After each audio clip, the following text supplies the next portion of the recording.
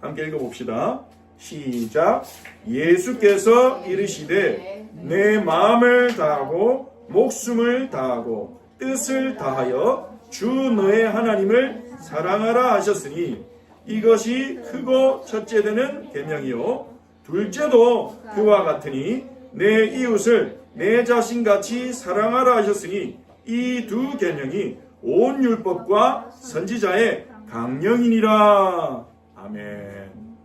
자, 오늘 22장 40절에 보니까요, 예수님 말씀하신 두 가지 계명, 크고 첫째 되는 계명은 뭐였어요? 주 너의 하나님을 사랑해라. 둘째 되는 계명은 내 이웃을 네 자신같이 사랑해라. 이 두 계명이 온 율법과 선지자의 강령이니라. 온 율법, 모든 율법, 그리고 선지자들이 전달한 하나님의 말씀의 가르침의 강령이라는 거예요. 이 강령이란 말은요, 무슨 뜻이냐면요, 자, 걸려있다. 여기에 걸려있다는 뜻이에요. 강령이란 단어가 원어로 보면 여기에 걸려있다. 모든 율법과 선지자의 가르침이 두 가지 계명에 걸려있다. 이게 무슨 말입니까? 크고 첫째 되는 계명, 내 마음을 다하고 목숨을 다하고 뜻을 다하여 주 너의 하나님을 사랑해라. 하나님을 사랑하는데 대충 일요일에 교회 한번 가지고 일주일에 예배 한두 번 있는데 참여해서 조금 집중해주고 그 정도로 하나님 사랑하면 된다고 가르치지 않습니다. 성경은요. 마음을 다하고 우리의 마음속에 하나님을 가장 사랑해야 돼요. 내 마음속에는 수많은 것들 중에 하나님이 가장 소중하고 가장 하나님을 신뢰해야 돼요. 내 마음에 믿는 것들, 우리는 마음에 믿고 의지하는 것들이 많아요. 눈에 보이는 사람을 의지할 때도 있고 돈을 의지할 때도 있고, 그런데 그것들보다 하나님을 의지하는 마음이 더 커야 돼요. 그게 크고 첫째 되는 계명이라는 거예요. 목숨을 다하고, 하나님은 내 생명보다 더 소중한 분이에요. 뜻을 다하여 우리의 모든 계획이, 내 모든 계획과 생각이 하나님의 계획으로부터 시작되는 것, 그게 하나님을 사랑하는 방법이라는 거예요. 크고 첫째 된 계명. 이게 언약의 10가지 말씀 중에 10계명 가운데 1계명부터 4계명을 이렇게 한 계명으로 이렇게 압축한 거죠. 요약한 거죠. 원리인 것입니다. 여기에 달려있다. 나머지 10가지 계명이 모든 성경 말씀이 여기에 달려있다는 거예요. 둘째 되는 계명은 뭐냐? 요거는 다음 주에 우리가 자세히 살펴볼 건데, 오늘은 크고 첫째 되는 계명을 보고요. 다음 주에 둘째 되는 계명을 볼 건데, 네 이웃을 네 자신같이 사랑하라. 만나는 사람들을, 여기 이웃에는 가족, 친구, 내가 만나는 사람, 직장 동료, 성도는 당연히 포함되겠죠. 그 사람들을 자신같이 사랑하라. 자기를 사랑한 것 같이. 내 몸 소중하면 다른 사람 몸도 소중히 여기고, 내 물건 소중하면 다른 사람 물건도 소중히 여기고. 지극히 상식적인 말인데 이게 안 지켜져서 세상에 문제가 많죠. 싸우고 갈등이 일어나고. 자, 예수님이요, 가장 크고 첫째 되는 계명이 하나님을 사랑하는 거래요. 그것도 대충 사랑한 게 아니라 마음을 다하고 뜻을 다하고 힘을 다하여. 여러분은 하나님이 가장 우리에게 요구하신 게 뭐라고 생각하셨습니까? 제가 예전에 다녔던 교회에서는요, 전도 선교가 제일 소중하다. 그게 첫째 되는 계명이라고 가르쳤어요. 그래서 전도가 안 되면 아무리 구제 많이 해도 그거는 의미가 없고, 전도가 안 되면 교회가 아무리 커도 소용이 없고, 전도 선교가 크고 첫째 되는 계명이라고 저한테 가르쳤어요. 근데 성경을 읽어보니까 아니더라고요. 그래서 저는 갈등이 있었습니다.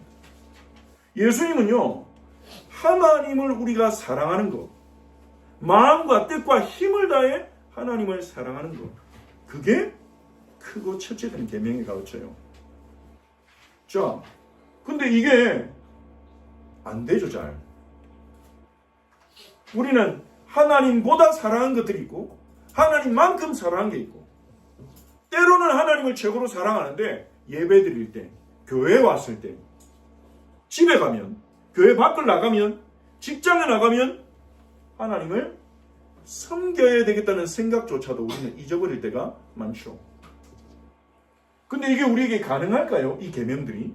예수님은 이 두 가지 계명이 안 지켜지면 온 율법과 선지자 그거 실패하다. 강령이란 말이 그런 말이에요. 요 두 가지가 되어지면 온 율법과 선지자를 다 지키는 거예요. 그 말씀이거든요. 우리가 이 두 가지를 지킬 수 있는 근거가 있어요. 그게 뭐냐? 하나님이 우리가 하나님을 사랑하기 전에, 우리가 이웃을 사랑하기 전에 하나님이 우리를 먼저 사랑하셨다는 거예요. 요한일서 4장 19절 이렇게 말합니다. 우리가 사랑함은 그가 먼저 우리를 사랑하셨습니다. 하나님이 먼저 우리를 사랑하셨습니다. 어느 정도 사랑하셨습니까? 창세전에 우리에게 하늘의 모든 신령한 복을 주려고 그리스도 안에서 선택하시고 하나님을 떠나 죄 가운데 빠져 살던 하나님을 찾지도 않고 하나님을 중요하게 생각하지도 않던 우리에게 자기 하나뿐인 아들을 보내서 그 아들의 죽음으로 우리를 구속하셨습니다. 죽기까지 사랑하셨어요. 하나님은 가장 소중한 영원 전부터 자기와 함께 있던 영원한 아들 성자 하나님을 이 땅에 보내서 우리 대신 고난받고 죽기까지 순종하게 하셨어요. 쉽게 말하면요, 제일 소중한 걸 내놓은 겁니다. 하나님 자신을 내놓은 겁니다. 그 아들은 하나님과 동등한 분이잖아요. 동일한 분이시잖아요. 하나님 자신을 내놓으신 거예요. 하나님이 피조물인 우리를 위해서 자신의 생명을 내놓으셨다. 어마어마한 사랑, 우리가 깨닫지 못하는. 제가 말씀을 준비하면서 그 생각이 들었어요. 나는 이걸 안 믿구나. 제대로 모르구나. 하나님이 나를 사랑하신 이 사랑을 제대로 알지 못하구나. 이 사랑을 내가 제대로 안다면 내 마음속에 기쁨이 폭발해야 되지 않을까. 하나님이 자신의 전부를 우리에게 주셨다는 그 은혜를 내가 진짜 믿는다면 내 마음속에는 하나님을 위해 살고 싶은 열망이 지금보다 더욱 뜨겁게 타올라야 되지 않을까. 요한일서 4장 10절은 또한 말합니다. 사랑은 여기 있으니 딴 데 가서 찾지 마세요. 진짜 사랑.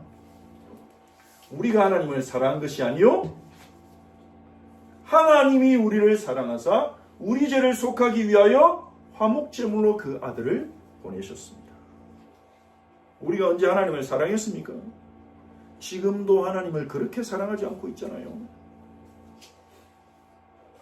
다른 걸로 얼마나 즐거워합니까?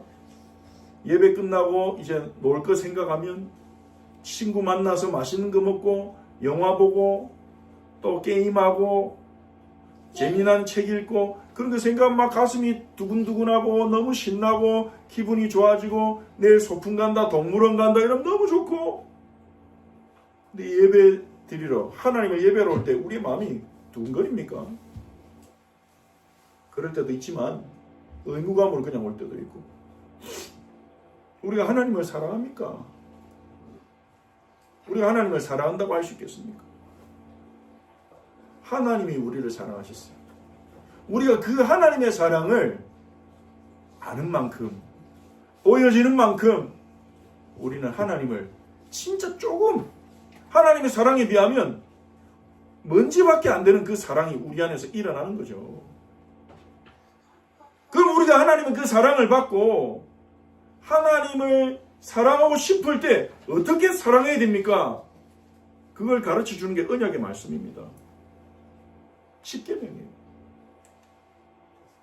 그래서요, 우리는요, 10계명의 언약의 말씀에 선에서 말하지 않습니까? 하나님이 10가지 계명을 말씀하시기 전에, 10가지 언약의 말씀을 주시기 전에 나는 너를 애굽 땅 종되었던 집에서 구원하여낸 너의 하나님 여호와니라. 이게 복음이에요. 우리가 언약의 말씀을 읽을 때, 십계명 읽을 때 가장 주목해야 되는 부분이 바로 그 부분입니다. 나는 너를 애굽 땅 종되었던 집에서 구원해낸 너의 하나님 여호와니라. 내가 너를 구원했다 이 말이잖아요. 우리는 누굽니까? 우리는요, 더 이상 예수 믿기 전에 잘 살아봐야지, 행복해야지, 열심히 살아야지, 성공해야지 이러던 우리가 아니에요. 예수 믿는 순간 우리는 정체성이 바뀌었어요. 정체가 바뀌었어요. 그리스도의 피값으로 사신받은 하나님의 언약 백성, 하나님의 자녀인 것입니다. 그래서 우리는 우리 자신의 것이 아니에요. 사나 죽으나 우리의 유일한 희망은 무엇입니까? 우리는 우리 자신의 것이 아니라는 거예요. 하나님의 것이라는 겁니다. 그래서 로마서 14장 7절 8절에서 바울은 고백합니다. 우리 중에 누구든지 자기를 위해 사는 자도 없고 자기를 위해 죽는 자도 없다. 그건 더 이상 우리의 정체성이 아니야. 새로운 피조물이야. 우리는. 왜요? 그리스도의 부활을 통해 우리는 새로운 피조물이 됐어. 우리가 살아도 주를 위하여 살고 죽어도 주를 위하여 죽나니 사나 죽으나 우리가 주의 것이로다. 이것이 우리의 소망이다. 우리의 희망입니다. 왜냐? 우리가 주님의 것이란 말은 무슨 말입니까? 주인이 있어요. 주님이 책임집니다. 우리가 주님의 것이란 말은 무슨 말입니까? 우리는 주님의 계획을 따라가야 됩니다. 내 계획을 적고 그 주님께서 우리에게 가르쳐 주시는 거예요. 우리의 인생의 방향을, 삶의 방법을 하나님 어떻게 사랑해야 되는지 가르쳐 주시는 거예요. 그게 바로 언약의 10가지 말씀, 십계명입니다. 오늘은 어떻게 하나님을 사랑해야 되는가? 4가지 계명으로 봅시다. 첫 번째, 1계명. 자, 같이 읽어봅시다. 시작. 너는 나 외에는 다른 신을 내게 두지 말라. 하나님께서요, 나 외에 다른 신을 너에게 두지 마라. 여기서 둔다는 말이 히브리어로 하야라는 동사입니다. 있다, 있게 한다는 뜻입니다. 나 외에 다른 존재를 네 마음속에, 네 신앙 속에 있게 하지 마라. 이 말이에요. 이건 다른 말로 하면요, 나만 섬겨라. 나만 사랑해야 된다. 나만 예배해야 된다. 이 말이에요. 우리가 하나님 어떻게 사랑해야 됩니까? 나를 구원하신. 자, 여러분, 이 계명은요, 원래 이집트에서 유월절 어린 양의 피로 구속받은 이스라엘 백성이 주신 계명이잖아요. 유월절 어린 양의 피로 구속받은 이스라엘 주신 계명이에요. 이집트에 노예살이 하다가 구속받은 백성. 근데 우리가 받은 은혜는요, 그보다 더 크지 않습니까? 하나님 우리를, 죄의 종이었던 우리를 죄로부터 영원히 구속하셨어요. 로마 3장 23절에 말하듯이 우리는 영적 맹인이었습니다. 하나님 영광을 보지 못하고 사는. 그래서 우리가 밖에 나가면 우리가 여기서 보는 온 천지가 하나님이 살아계시다고 말하고 있는 증거물인데요. 밖에 하늘에 떠있는 태양도, 구름도, 비도, 바다도, 산들도, 아름다운 꽃들도, 우리 자신도 하나님이 살아계심을 나타내는 하나님의 작품이요, 하나님의 증거인데 우리는 그걸 보고도 하나님께 영광 돌리기는커녕 그런 개념 자체가 없었잖아요. 와, 예쁘다. 와, 좋다. 나 중심으로 즐기고 끝이에요. 영적 맹인이었습니다. 거기다 우리는 목적도 없이 그냥 어떻게 하면 내가 더 즐겁고 내가 더 잘 살고, 그것도 눈에 보이는 거, 육신적인 거, 그것만 보고 살던 죄의 종, 육신의 종이었습니다. 그런 우리를 하나님이 자기 아들 그리스도 예수의 죽음을 통해, 그분의 우리를 대신한 대리적 순종을 통해 우리를 완전히 죄로부터, 죽음으로부터 구속하시죠. 이스라엘의 출애굽 때는 양의 피가 발라졌다면 우리를 구원하기 위해 하나님의 아들 예수 그리스도의 피가 십자가에서 쏟아졌잖아요. 비교가 안 되는 구속입니다. 이스라엘은 이집트로부터 벗어났지만 우리는 죄와 사망으로부터 영원히 벗어났습니다. 비교가 안 되는 구속입니다. 그런 은혜를 받은 우리에게 이 계명은 당연하다는 거예요. 당연성. 우리는 우리를 그토록 사랑하고 우리를 위해 자기의 전부를 내어주신, 자기의 아들을 내어주신 그 하나님을 최고로 사랑하고 그분을 최고로 섬기고 최고로 높이는 것이 마땅한 일이잖아요.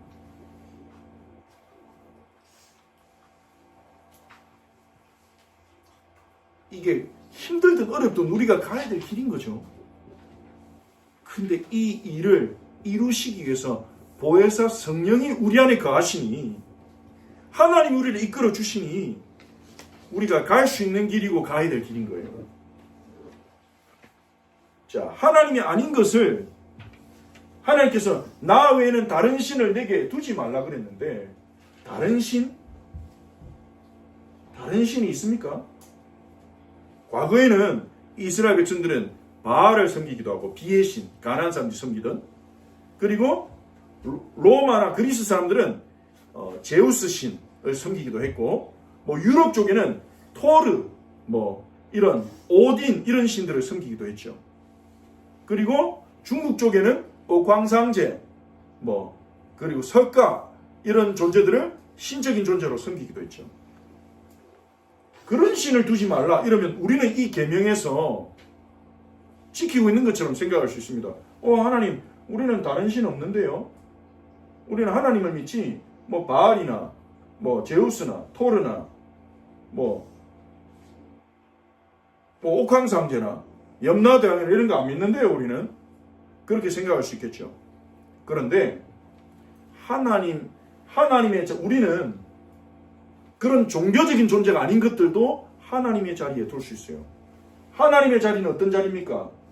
하나님이 계셔야 되는 자리는 우리의 마음의 보좌, 우리의 마음의 제일 중심, 제일 좋은 자리, 제일 깊은 자리에 하나님이 딱 계셔야 되는 거예요. 근데 우리는 그 자리에 다른 것을 둘 수 있습니다. 하나님이 아닌 다른 어떤 것을 하나님만큼 하나님보다 더 사랑하면 그게 우상숭배입니다. 종교학자 요한 칼빈은요, 타락한 인간의 마음에는 우상 공장이 되어버렸다 그렇게 말합니다. 뭐든지 우상으로 만들 수 있어요. 자, 성경구 좀 이렇게 볼까요? 골로새서 3장 5절, 탐심이 우상숭배니라. 탐심. 저거 너무 갖고 싶어. 저거 꼭 가져야 돼. 저거 없으면 죽을 것 같아. 저거 가져야 내가 행복할 것 같아. 하나님 아닌 다른 어떤 것. 그게 옷일 수도 있고, 그게 명예일 수도 있고, 국회의원이나 대통령, 교회 안에서는 장로, 무엇이든지 저거 꼭 가져야 돼. 저거 없으면 나 안 돼. 저거 없으면 나 만족 못해. 그것도 우상숭배예요. 탐심. 또 볼까요? 빌립보서 3장 19절. 그들의 신은 배요. 배가 신이에요. 무슨 말입니까? 먹는 것도 너무 좋아하면 그것도 우상이 돼요. 내 인생은 잘 먹기 위해 산다. 잘 먹기 위해.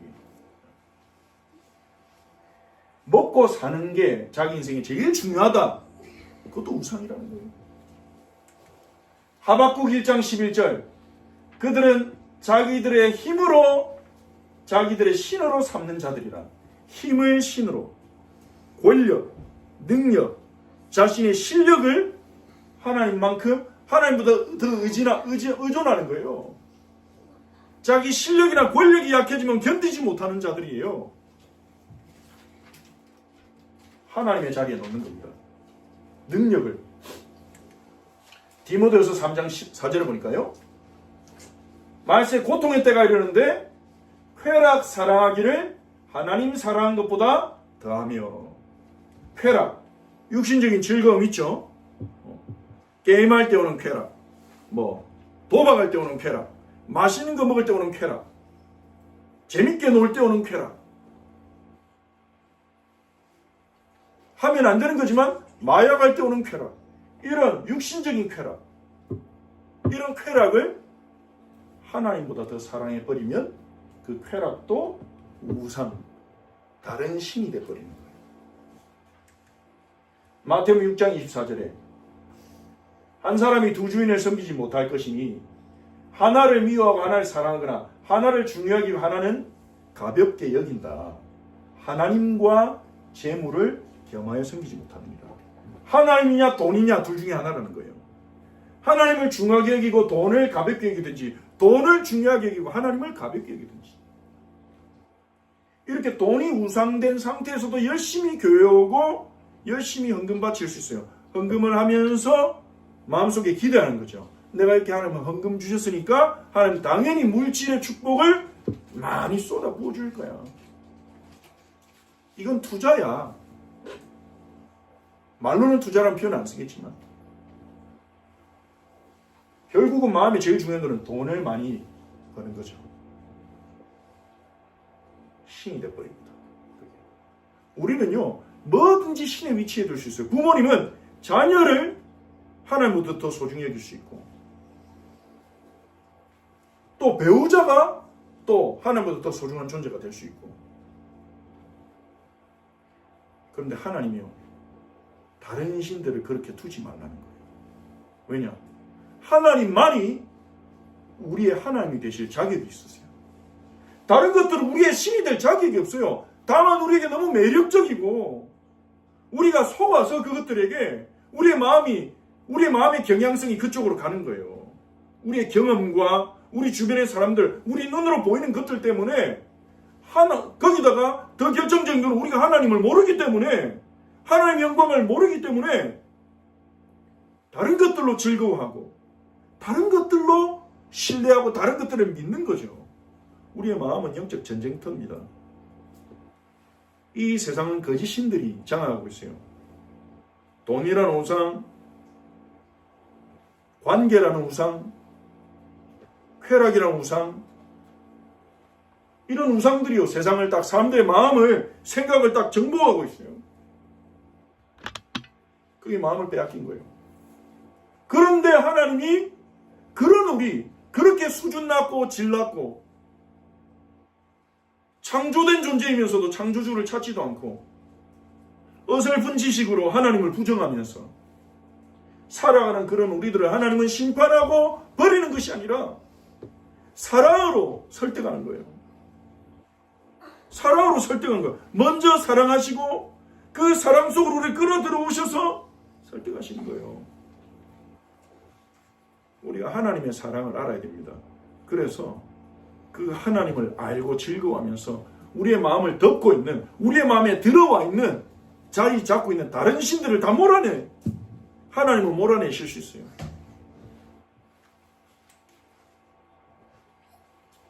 우리는요, 자칫하면요, 하나님 믿으면서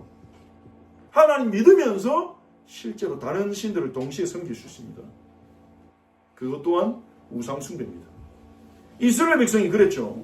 하나님 믿는다면서 바알을 동시에 섬겨요. 하나님 믿는다면서 아세라를 동시에 섬겨요. 왜냐? 가나안 땅 들어가서 농사 지으려고 하다 보니까 이스라엘 백성이 유목민으로 살다가 농사 경험이 없잖아요. 보니까 가나안 사람 농사 너무 잘해. 물어보거든요. 어떻게 농사 잘합니까?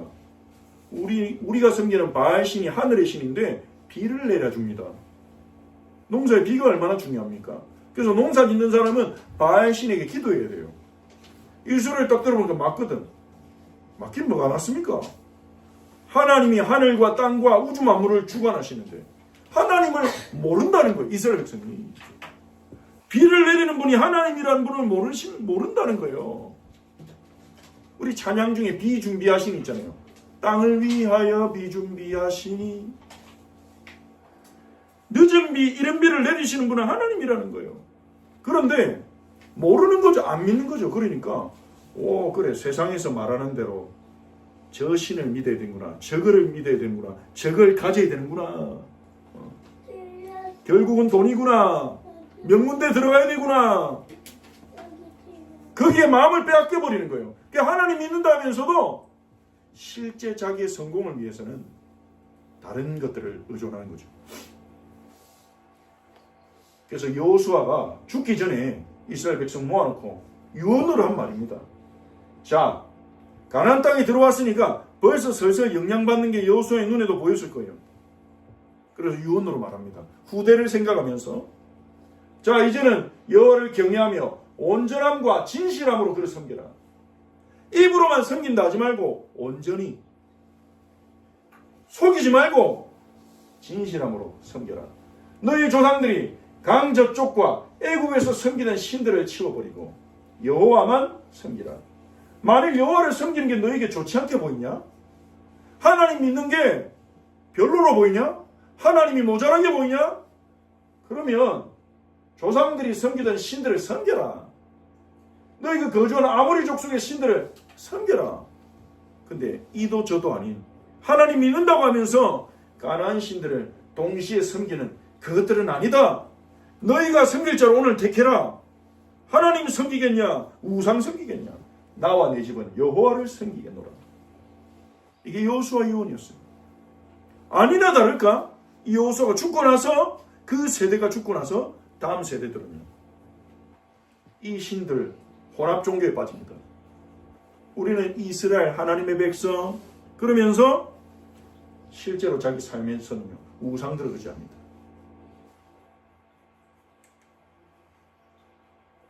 하나님은 이 1계명은요. 1계명 속에는 다른 신들을 네게 두지 말라 했지만 그걸 뒤집으면 마음을 다하고 뜻을 다하고 힘을 다하여 네 하나님 여호와를 사랑하라. 하나님 섬기라는 거예요. 우리가 우상을 섬기지 않는 걸로 충분하지 않습니다. 하나님을 섬겨야 돼요. 하나님을 사랑해야 돼요. 그게 우리를 향한 부르심인 것입니다. 하나님은 우리가 하나님을 사랑하도록 부르셨어요. 하나님을 알고 하나님이 얼마나 크신지 알고 하나님 우리를 위해 베푸신 일이 얼마나 놀라운지 알고 그분의 영광을 찬송하도록 부르셨어요. 그리스도 예수 안에서 우리를 택하시고 우리를 거룩하고 흠이 없게 하시려고 예수 그리스도로 말미암아 자녀가 되게 하시고 우리에게 거저 주시는 그 은혜 그 영광을 찬송한 자로 우리를 불렀어요. 그런데 우리가 여러분 꼭 기억해야 되겠습니다. 우리는 하나님이 말씀하신 길로 갈 때 하나님의 영광을 보고 하나님 더 알게 되고 더 강력해집니다. 강건해집니다. 하나님 우리의 능력이 되실 때 가장 강해집니다. 다른 신들에게 마음을 뺏길 때 우리는 무력해집니다. 우리의 눈은 어두워집니다. 다른 신들이 우리에게 아무리 즐거움을 준다 할지라도 그 다른 신들이 우리가 마음을 뺏기면 사단이 그 다른 신들을 우리의 마음에 심는 목적은요. 그걸로 우리의 구원을 뺏을 수 있다고 생각해서가 아니에요. 하나님을 섬길 기회를 빼앗아가는 거예요. 하나님을 사랑할 시간들을, 기회를, 에너지를 빼앗아가는 거예요. 온갖 좋아 보이고 아름다운 것들을 죄다 동원해서 쾌락과 돈과 이런 것들을 죄다 동원해서 우리의 마음에 계속 집어넣어서 우리 주변으로 계속 자극해서 하나님을 섬기고 사랑할 기회를, 에너지를 다 빼앗아가서 우리가 하나님을 모르고 이스라엘처럼 교회만 다니고 성경도 모르고 하나님도 모르고 그냥 크리스찬으로 코스프레 하면서 살아가는 거예요. 종교인 코스프레 하면서 살아가는 거예요. 가끔 찬양 가가지고 눈물을 흘려주면서 하나님 사랑합니다 이러면서 눈물 쫙 흘리고 나는 하나님 좀 사랑하는구나 스스로 자기 감동받고 또 현실로 돌아가면 또 다른 신들 빠져서 하나님을 섬기지 못하도록 하나님을 경험치 못하도록 하나님을 섬겨야 하나님을 경험할 거 아닙니까? 하나님을 경험해야 우리가 변화되는 거예요. 변혁이 일어나는 거예요. 우리 내부에서부터 가치체계의 변화가 일어나고 하나님 사랑하는 게 얼마나 좋은지 알게 되고 그럼 더 사랑하게 되고 더 섬기고 흠모하고 1계명이 말하는 건 그거예요. 하나님께로 와라. 다른 것에 마음을 빼앗기지 마라. 너희들을 하나님 섬기도록 부름받았다. 가장 가치 있는, 가장 위대한, 가장 존귀하신 하나님을 섬기도록 부름받았다. 다른 것에 마음을 빼앗기지 말아라. 그게 일계명을 통해서 언약 백성을 우리에게 주시는 하나님의 말씀인 것입니다. 하나님이 얼마나 자존심 상할까요? 우리를 더 사랑하시는 마음이 더 큰 거죠.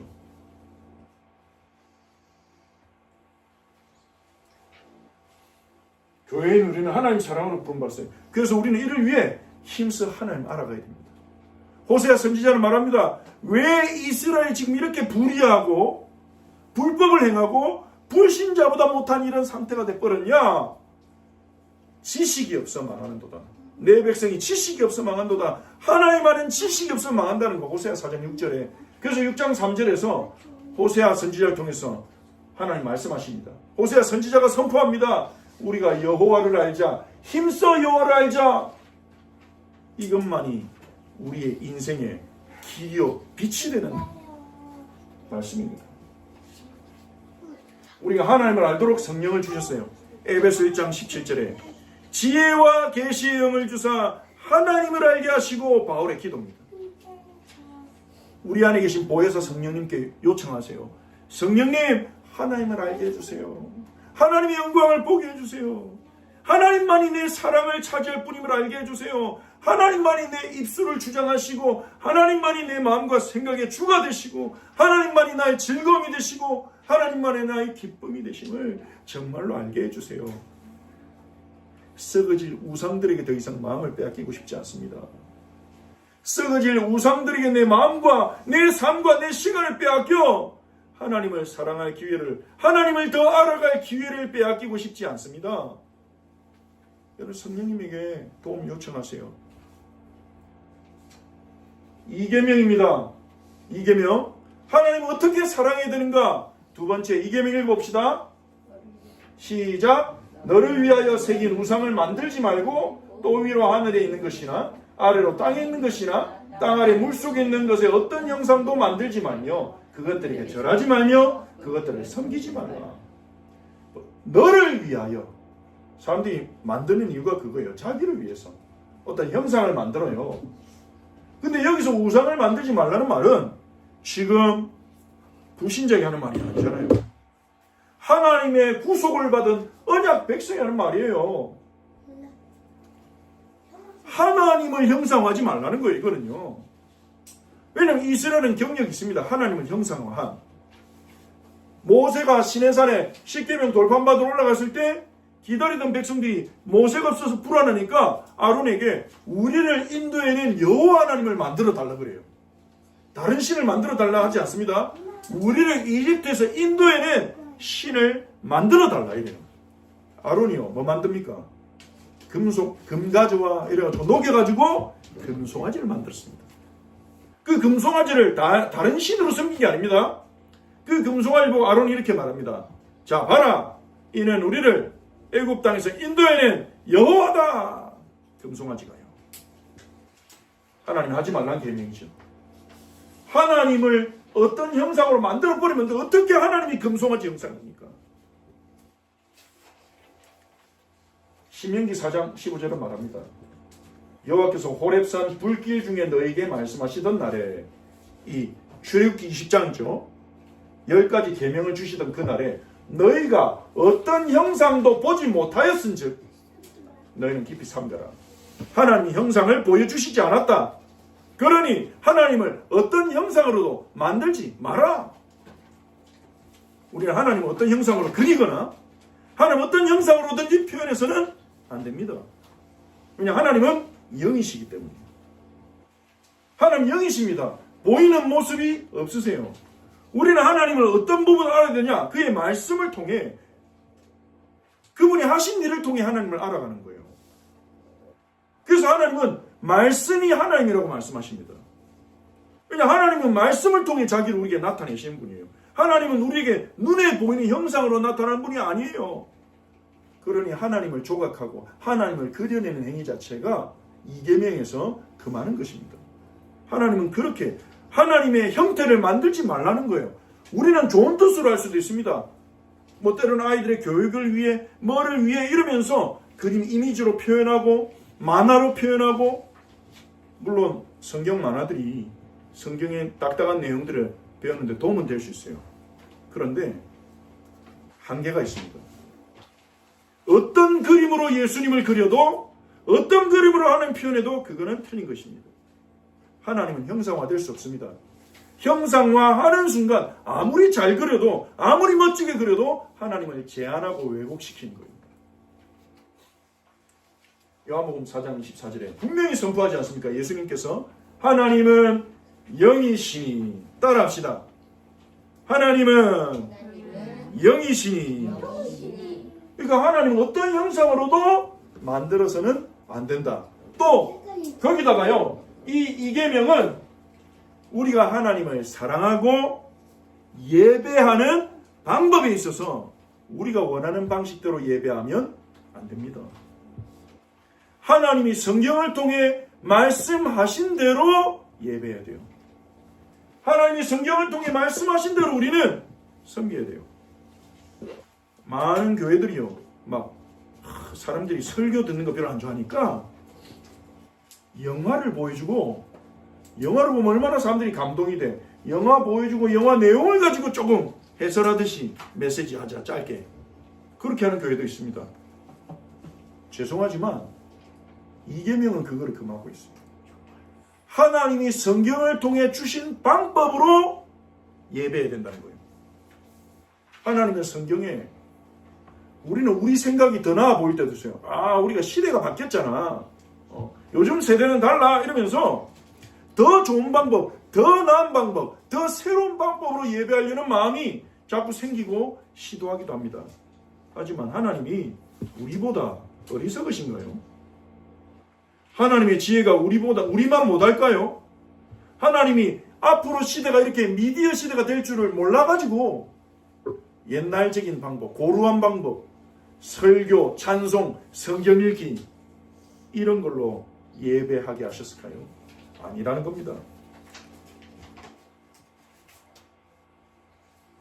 열왕기상 8장 27절에 솔로몬이 성전 짓고 말했어요. 이 성전이 어떻게 하나님을 용납하겠습니까? 하늘들의 하늘이라도 주님을 모시지 못하는데 제가 만든 이 성전이 어떻게 하나님을 온전히 모시겠습니까? 이게 솔로몬의 제대로 된 고백이에요. 하나님은 어떤 특정한 장소에 계시지 않아요. 하나님은 성전에만 계시지 않아요. 교회당에만 계시지 않아요. 하나님 모든 곳에 계시는 영이십니다. 그런데 사람은 자꾸 교회당, 여기 와서 기도해야 특별해. 우리가 공적으로 예배 드릴 때는 당연히 교회당에, 예배 처소에 모여야 되겠죠. 그런데 뭔가 특별한 장소, 특별한 물건 이런 걸 좋아합니다. 집에도 막 이런 성경구절 같은 거 딱 붙여놓고 없으면 불안하고, 성경구절 붙여놓으면 왠지 복을 더 받을 것 같고 사업이 더 잘 될 것 같고, 그 말씀 자체를 우상화시킵니다. 말씀의 내용이 중요하죠. 그 말씀을 내 마음에 담는 게 중요하죠. 어떤 집에는 예수님 사진 딱 붙여놓고 십자가 딱 걸어놓고, 근데 우리는 그런 거 다 없앱니다. 개혁교회는요. 교회 안에도요, 나무 십자가 이런 거 두지 않습니다. 왜냐? 어떤 형상을 우리는 제한하지 않습니다. 말씀으로 우리는 예배합니다. 하나님이 정해주신 방법으로. 그래서요, 우리 이 말씀을 기억해야 돼요. 우리는 자꾸 성경에 있는 것보다 더 나은 것을 생각하려고 하는 경향이 있는데, 하나님 뭐라고 하십니까? 내 생각이 너희 생각과 다르며 내 길은 너희의 길과 다르다. 하늘이 땅에서 높은 같이 내 길은 너희의 길보다 높으며 내 생각은 너희 생각보다 높으니라. 아멘. 우리는 우리가 하나님보다 더 지혜로울 수 있다는 교만을 버려야 됩니다. 충분합니다. 성경은요. 성경을 제대로 배우고 성경을 제대로 설교하고 그 성경의 근거에서 기도하고 찬송한다면 충분합니다. 우리와 우리 후대가 은혜 받고 하나님의 은총을 넘치게 받고 하나님을 닮아가서 세상을 변화시키는 강력한 교회가 되기에 충분합니다. 우리는 정도로 가야 됩니다. 본질로 돌아가야 됩니다. 이 계명은요, 하나님을 사랑하는 방법에 있어서도, 예배라는 방법에 있어서도 우리의 생각대로 하지 말고 말씀에서 명하는 대로 하라는 거예요. 그럼 성경은 우리에게 어떻게 예배하러 갑니까? 사도행전 2장 42절에 나오죠. 사도의 가르침을 받아. 설교죠. 설교는 너무 중요한 은총의 수단입니다. 하나님은 설교를 통해 우리에게 은혜를 주십니다. 그만큼 설교가 중요하고 설교자도 중요하죠. 어떻게 하면 성경에 있는 말씀만을 가르칠 것인가? 그게 설교자의 싸움입니다. 사명입니다. 설교, 서로 교제하고 떡을 떼며 성찬입니다. 하나님 우리에게 은혜를 주시기 위해서 택하신 방법은 예수님의 살과 피를 기념하며 빵과 포도주를 나눠 마시는 성찬, 성례입니다. 세례 또한 포함되죠. 기도하기를 힘쓰니라, 기도입니다. 하나님이 우리에게 주신 은총의 수단, 예배의 방법, 설교와 성례와 기도입니다. 그리고 고린도전서 16장 1절 2절에 성도를 위하는 연보에 관하여, 연보는 봉헌, 헌금을 말하는 거죠. 매주 첫날에 주일이죠. 너희 각 사람이 수입에 따라 모아두어서 내가 갈 때 연보를 하지 않게 하라. 매주 첫날에 모일 때마다 헌금을 해서 성도를 돕고 교회를 세우는 헌금을 하라는 거죠. 요한계시록 1장 3절에 이 예언의 말씀을 읽는 자, 듣는 자, 지키는 자는 복이 있다. 이 예언의 말씀을 읽어야 돼요. 근데 여기서 듣는 자라고 했죠. 그 말은 성경을 낭독했다는 겁니다. 예배하게 모이면 성도 중에 한 사람이 성경을 낭독해요. 그러면 앉아있는 사람들이 요한계시록의 말씀을, 성경을 듣는 겁니다. 그래서 읽는 자, 앞에 나와서 읽는 자, 듣는 자, 지키는 자는 복이 있다. 하나님이 성경에 주신 방법으로 우리는 예배하는 겁니다. 속지 말아야 됩니다. 여러분이 설교를 통해 하나님의 음성을 듣고 하나님 시는 말씀을 붙잡을 수 있습니다. 기도를 통해 하나님과 소통하고 성사하며 하나님과 교제할 수 있습니다. 그게 이계명입니다. 하나님이 형상하지 말고 하나님이 주신 방법대로 예배하고 하나님을 사랑해라. 3계명은요. 자, 같이 읽어봅시다. 너는 내 하나님 여호와 이름을 망령되게 부르지 말라. 자, 여기서 망령되게, 이 말은 원어 뜻을 보면 함부로, 헛되게, 거짓되게, 잘못하지 말라는 거예요. 하나님의 이름을 함부로 부르고 헛되게 부르고 하나님의 이름으로 맹세해놓고 거짓말하고 지키지 않고 잘못하는 것이 하나님의 명예를, 하나님의 이름을 떨어뜨린다는 거예요. 우리를 구원하신 우리의 주님의 이름을 그렇게 대해서는 안 되겠죠. 자, 성경에 보면요, 여호와의 이름을 부른다, 이것을 예배를 이렇게 표현했습니다. 창세기 4장 26절에 보면 사람들이 에노스 때 비로소 여호와의 이름을 불렀더라. 이 여호와 이름을 불렀다는 말은 예배를 드렸다는 거예요. 신약 성경에도 예수 그리스도의 이름을 부르는 자 그랬거든요. 그것은 예배를 하는 자를 말하는 겁니다. 예배. 그러면 여호와 이름을 망령되게 부르지 말라, 이 말은 예배를 망령되게 하지 마라, 이 말이에요.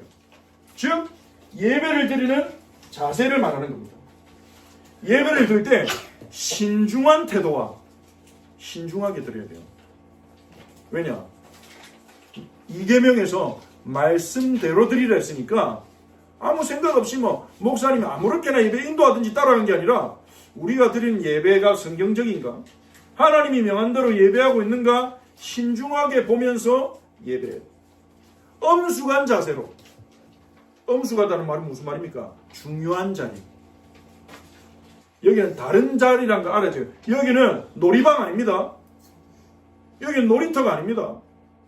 공부하는 교실도 아니에요. 하나님을 예배하는 자리입니다. 그러니까 엄숙한 자세로 평소랑 다르게 마음을 다하여 예배드리기 전에 늦게 오는 게 아니라 일찍 와서 기도로 준비하고 마음의 구원에 대한 감사를 담고 찬송할 때도 그 가사를 묵상하면서 진심으로 찬송하고 영혼 없는 찬양하는 게 아니라 기도를 드릴 때도 하나님이 내 기도를 들으신다고 믿고 간절히 기도하고 설교를 들을 때도 설교자의 어떤 외모나 복장 이런 걸 보면서 오늘 목사님 넥타이가 좀 안 어울리네, 좀 오늘 머리 스타일 별로네 이렇게 판단한 게 아니라 설교를 들으면서 하나님이 오늘 내주시는 말씀이 뭐냐 그것을 딱 듣는 거죠.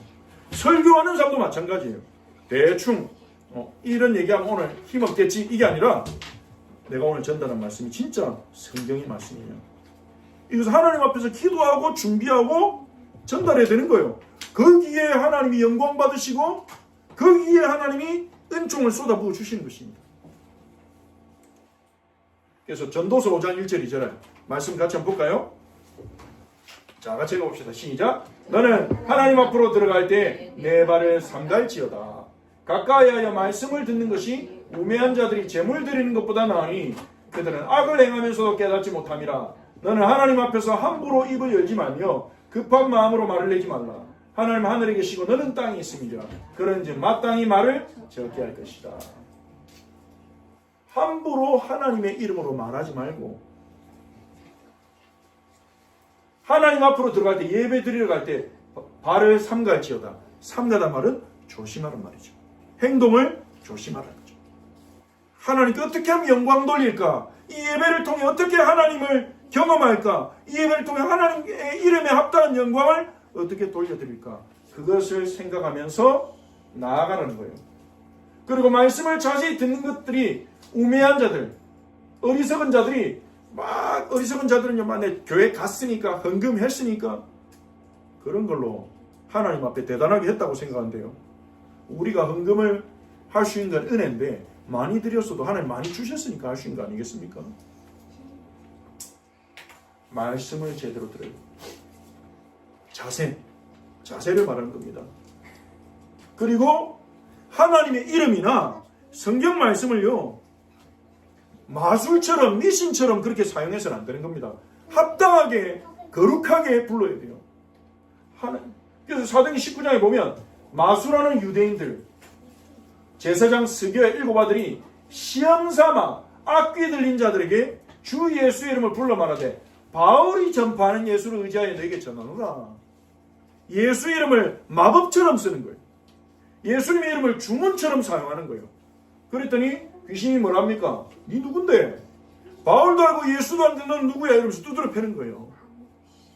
예수의 이름은요, 예수님을 인격적으로 믿는 사람이 경외하며 불러야 돼요. 예수 이름. 예수님 이름이 얼마나 거룩한 이름입니까? 아무 의미 없이 예수. 그거는요, 하나님 이름의 값어치를 떨어뜨리는 거예요. 유대인들은 하나님 이름이 너무 거룩하니까 그 이름을 안 불렀어요. 성경 쓸 때도 여호와 이름 나오면 점만 딱 찍고 처음에 아도나이 이렇게 읽고 지나갔어요. 그것도 틀린 거예요. 여호와 이름을 부르라고 했잖아요. 우리는 여호와 이름을 부르고 선포해야 돼요. 근데 함부로 가치 없이 의미 없이 부르지 말라는 거예요. 어떤 신자들은 너무 의미 없이 하나님 불러요. 어떤 교회는 하나님 이름 100번 부르기 운동 그랬다는데 하나님 이름을 100번 그렇게 부르다 보면 그게 거룩하게 그게 불러지겠습니까? 미국에는요, 언어 자체가 기독교 국가인 거는 좋은데, 문화가 배인 건 좋은데, 막, 오 마이 갓. 뜻이요. 아이고, 맙소사 이런 뜻인데, 오 마이 갓. 오 마이 갓 안 부르기 위해서, 오 마이 갓이 막 이렇게 단어를 바꾸는데, 그건 역시도 하나님의 이름에 대해서. 전 제일 속상한 게, 막, 깜짝 놀라잖아요. 미국 사람들이. 깜짝 놀라, 지저스 크라이스트 이럽니다. 아이고, 깜짝이야. 이런 뜻이죠. 예수님 이름을. 그것도 하나님 이름을 가치 있게 부르는 게 아니라고 볼 수 있겠죠. 자, 네 번째 계명. 세 번째 계명은 우리가 하나님을 사랑할 때 어떤 자세로 예배하며 어떤 자세로 하나님의 이름과 말씀을 대해야 되는 거죠. 4계명은 자, 안식일에 대한 계명인데요. 우리 같이 함께 읽어봅시다. 시작. 안식일을 기억하여 거룩하게 지키라. 안식일을 기억하고 거룩하게 지키라는 거예요. 자, 안식일은 원래 토요일입니다. 7번째 날. 하나님이 창조의 7일째에 쉬셨죠. 그날 안식일로 만드셨습니다. 7번째 날이 안식일입니다. 하나님이 직접 이 안식일을 만드시면서 이 안식일이, 그래서 유대인들이 이스라엘 백성이 지킨 안식일은 토요일이에요. 근데 왜 우리는 주일에 예배드리냐? 왜 주일에 모였냐? 예수님의 부활 이후에 예수님이 부활하시면서 원래 안식일을 지키게 한 것은 하나님이 계획하신 구원이 임할 때 구원 안에서 참된 안식이 임할 것을 바라보게 하신 거거든요. 근데 예수님이 부활하시면서 구원을 완성하셨고 예수 안에 있는 자들은 참된 안식을 누리게 된 거예요. 그러니까 안식일이 사실은 필요가 없게 된 거죠. 안식일의 의미가 예수님의 부활을 통해서 이루어진 겁니다. 안식일을 지킬 때 안식하는 게 아니라 그리스도 안에 있을 때, 그리스도를 믿을 때 안식하게 된 거죠. 하나님의 새로운 창조가 일어난 거예요. 예수님의 부활 때. 그래서 그런 의미로 예수님의 제자들, 사도들과 예수님의 제자들은 안식 후 첫날, 예수님 부활하신 날이죠. 부활하신 날에 모여서 예배했어요. 사도행전 20장 7절을 보니까 그 주간의 첫날, 일요일이죠. 예수님 부활하신 날에 우리가 떡을 떼려하여 모였더니, 떡을 떼려하여 모였다는 말은 성찬을 하기 위해 모였다는 거, 예배하기 위해 모였다는 거예요. 초대교회 성도들은 일요일에 예배하기 시작한 겁니다. 왜냐? 예수님의 부활을 기념하기 위해, 부활을 선포하기 위해. 그래서 우리가 주일에 모일 때마다 예수님이 부활한 날이야. 예수님의 부활을 통해 우리는 새로운 피조물이야. 우리는 그리스도 안에서 참 안식을 누릴 수 있어. 이것을 믿고 고백하며 모이는 겁니다. 그리고 계시록 1장 10절을 보니까 주의 날이란 단어가 납니다. 주의 날에 내가 성령에 감동되어, 요한요. 여기서 말하는 주의 날은 우리가 말하는 주일, 일요일을 말하는 거죠. 예수님이 부활하신 날, 안식 후 첫날, 그 주의 첫날 같은 말입니다. 그래서 우리는 일요일에 공적 예배를 드립니다. 구약의 안식일 토요일을 거룩하게 구별해 지켰다면 우리는 일요일을 거룩하게 구별해서 지키는 거예요. 자, 그러면 이 주일을 지키는데 우리는 토요일 안식일 대신 뭐 해야 됩니까? 사계명이 말하는 건 뭡니까? 안식일을 기억하여, 그렇죠. 우리는 주일마다 기억해야 될 게 있습니다. 첫 번째, 구약의 안식일을 지킬 때 이스라엘이 기억한 것, 출애굽기 20장 11절 보니까 안식일을 지켜야 돼. 왜냐하면 엿새 동안 나 여호와가 하늘과 땅과 바다와 그 가운데 모든 것을 만들고 일곱째 날에 쉬었어. 자, 무슨 말입니까? 하나님이 6일 동안 천지를 창조하신 것을 기억해라. 하나님이 창조주이심을 기억해라. 이거예요. 두 번째, 신명기 5장 15절. 똑같이 안식일을 지킬 이유를 설명한대요. 신명기 5장 15절은요. 너는 기억하라. 네가 애굽 땅에서 종이 되었더니 내 하나님 여호와가 강한 손과 편팔로 거기서 너를 인도하여 내었다. 이건 뭡니까? 구원받은 것을 기억해라. 하나님이 너를 이집트에서 건져내신 것을 기억해라. 안식일에 기억해야 될 것. 구약의 이스라엘 백성에게는 하나님이 창조주임을 기억해라. 하나님이 너의 구원자임을 기억해라. 이게 안식일의 의미였어요. 근데 우리에게는 거기에 하나가 더 붙여집니다. 고린도서 5장 17절. 그런즉 누구든지 그리스도 안에 있으면 새로운 피조물이라. 이전 것은 지나갔으니 보라 새 것이 되었도다. 새로운 피조물이 될 거예요. 즉 무슨 말입니까? 예수님의 부활을 통해 새로운 피조물이 된 날이다. 그걸 기억해라. 우리가 주일에 기억해야 될 것. 하나님이 나의 창조주십니다. 하나님이 나를 구원하셨습니다. 나는 이제 새로운 피조물입니다. 나는 하나님의 것입니다. 이걸 기억하는 게 주일이에요. 주일에 우리가 공적 예배로 모인다는 것은 그런 의미인 것입니다. 이걸 잊어버리고 산다는 것은 예배를 빠졌다 이 문제가 아니라 자기 정체성을 놓치는 거죠. 하나님의 명령을 어기는 겁니다. 하나님의 계명을 어기는 거예요. 그리고 안식일을 기억하고 거룩하게 지키라 했습니다. 그럼 안식일을 거룩하게 지키는 건 뭡니까? 우리는 주일을 어떻게 거룩하게 지켜야 됩니까? 자, 안식일 계명에 나오는 원리를 잠깐 보겠습니다. 마지막인데요. 자, 안식일을 기억하게 거룩하게 지키라 하면서 안에 뭐라 했습니까? 엿새 동안은 힘써 네 모든 일을 행할 것이나. 안식일 거룩하게 지키는 방법, 주일을 거룩하게 지키는 방법, 6일 동안 열심히 살아라. 월화수목금토 6일 동안 열심히 공부하고 열심히 일하고 열심히 놀고 사람도 만나고 할 거 다 하는 거예요. 하지만 7째 날은 아무 일도 하지 마라. 여기서 아무 일도 하지 마란 말은 숨만 쉬고 가만히 앉아 있어 말이 아니죠. 6일 동안 하던 일을 안 하는 겁니다. 안식을 거룩하게 지키는 방법. 이 하루를 특별한 날로 만드는 거예요. 오직 하나님의 영광을 위한 날로. 물론 매일이 주일입니다. 우리는요. 예수님 부활하시면서 우리는 매일이 주일이요 매일이 크리스마스입니다. 하지만 7일 중에 하루는 구별하는 거예요.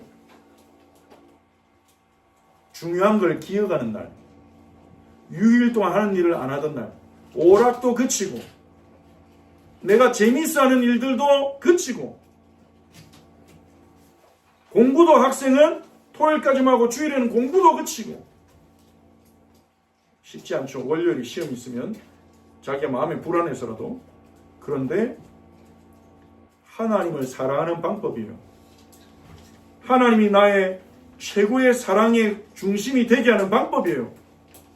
뭐 좀 공부하면 어때? 하나님 그렇게 깐깐하시나? 이렇게 생각하면서 주일을 거룩하게 지키는 것을 놓친다면 하나님 외에 다른 신들이 여전히 자기 마음에 자리 잡아 있을 거예요. 뭐 좀 중요한 일 생기고 뭐 좀 급한 일 생기면 예배를 타협하고 예배를 놓치고 하나님도 잊어버리고 구원받은 것도 잊어버리고 그렇게 휩쓸려 가게 될 수 있다는 겁니다. 율법적으로 안식일에는 절대 일하면 안 돼 이 말이 아닙니다. 거룩하게 이날을 거룩하게 보내는 거예요. 그래서 개혁교회들은요 이날에 구체적인 계명도 만들었어요. 자기를 위한 일은 하지 마라. 안식일에는 공부도 하지 말고 일도 하지 말고 자기만 일 안 하는 게 아니라 여기서도 여종이나 남종이나 가축도 아무 일 하지 말게 해라. 쉬게 해라는 거예요. 자기만 교회 싹 가는 게 아니라 사업하는 사람은 자기 직원들도 안식일은 쉬게 해라. 여기는 약속이 들어있습니다. 아니 그러면 경제적 손실은 어떡합니까? 일요일에 장사해가지고 가게 문 열어서 얻을 수입을 잃어버리잖아요. 여기 약속이 들어있습니다. 내가 책임진다. 이 안식일을 주일을 거룩하게 지킴을 통해서 하나님이 내 삶에 어떠한 은혜와 증거를 주신지를 경험해야 앞으로 우리가 이 땅에 살아가는 동안 오는 수많은 유혹과 타협 앞에서 우리는 당당히 설 수 있는 거예요. 그래서 주신 거예요. 이걸 가지고 막 눌리고 막 서로 정지하고 이러는 게 아닙니다. 미국의 개혁교회는요 재미난 일이 있었어요. 예전에 미국 개혁교회는 막 안식일에 일하면 안 된다, 오락도 하면 안 된다 이걸 가르치는데 어느 날 눈이 너무 많이 온 거예요. 미국 눈이 너무 많이 와가지고 어떤 성도가 예배 드리러 가려고 스키를 타고 교회로 갔대요. 스키를 타고 교회 왔잖아요. 그러면 와 대단하다, 귀하다 이래야 될 거 아니에요. 근데 어떤 성도들이 그랬어요. 주일인데 스포츠를 냈으니까 저거는 교회에서 징계해야 되지 않나요? 이렇게 얘기하는 거예요. 징계가 뭔데요? 이제 벌을 내려야 되지 않습니까? 혼내야 되지 않습니까? 이렇게 얘기하는 거예요. 그러니까 목사님과 장로님들이 고민하다가 그분을 불러가서 물어봤대요. 당신 스키 타고 올 때 즐겼습니까? 안 즐겼습니까? 마음으로 즐겼으면 스포츠도 한 거고 그런 거죠. 그러니까 그렇게 율법적으로 막 이제 서로 감시하고 감독 이 말이 아닙니다. 하나님 사랑하는 방법. 하나님 사랑하는 방법. 거룩하게, 특별하게. 그래서 이 주일에는 자비의 사역을 하는 것입니다. 가난한 자, 어려운 자 도와주고, 고통당하는 자 도와주고, 특별하게 하나님의, 우리 매일 그렇게 살아야지만 특별한 날로 만들어 나가는 거죠.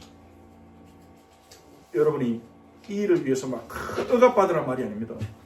하나님을 사랑하고 싶다면 그렇게 우리는 나아가는 겁니다. 도전하는 겁니다. 성령의 도우심을 구하며 그리스도 안에 이루어진 그 구속의 은혜 속에서. 자, 결론입니다.